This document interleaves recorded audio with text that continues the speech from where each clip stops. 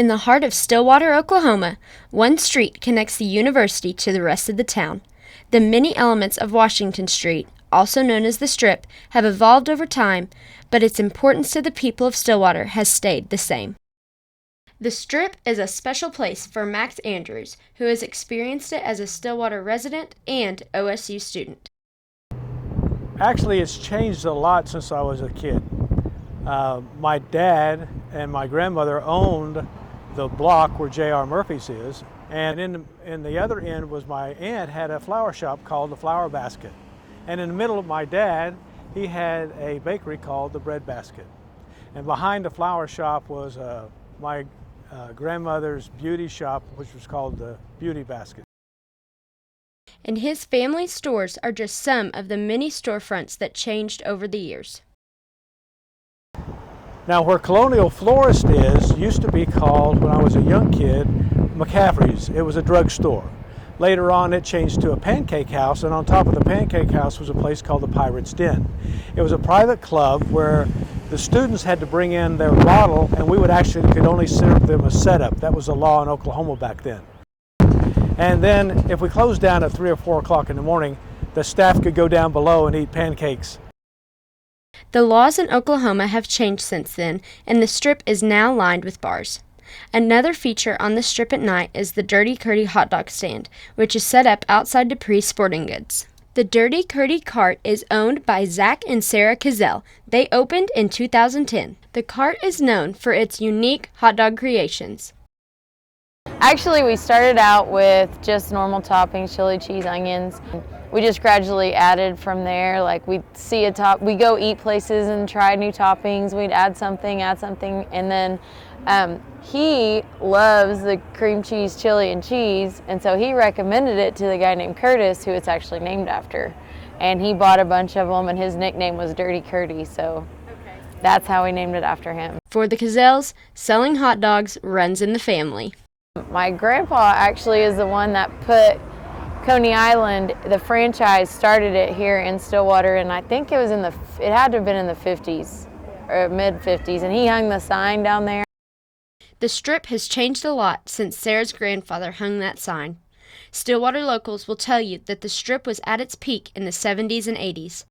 Justin Walmer and E2 Events are trying to bring the Strip back to its glory days. And what we're doing, E2 Events, we're going in and we're doing different concerts and events and ladies' night and different things to bring all kinds of different entertainment aspects to Stillwater. It's where we all memories, you know. Justin already has big plans that he hopes to start implementing next semester. And we're going to start setting up block parties. I'm working with the board and the city and the local police department and all those people to get on board. We're going to block everything off. The backdrop's going to be Edmund Lowe. We're going to bring in big bands. You know, it's going to be a pretty cool event.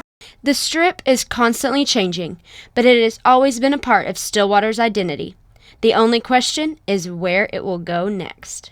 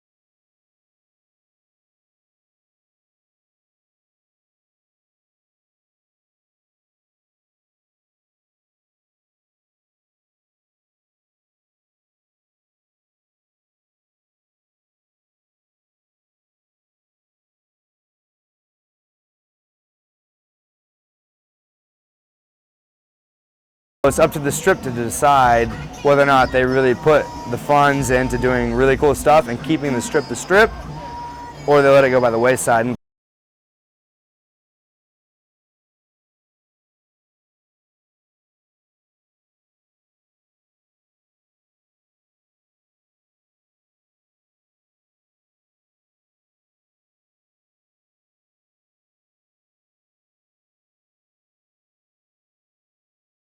So we started in 2010 revitalizing the Strip. We started doing live music at the Coney Islander, like during the home football season in 2010.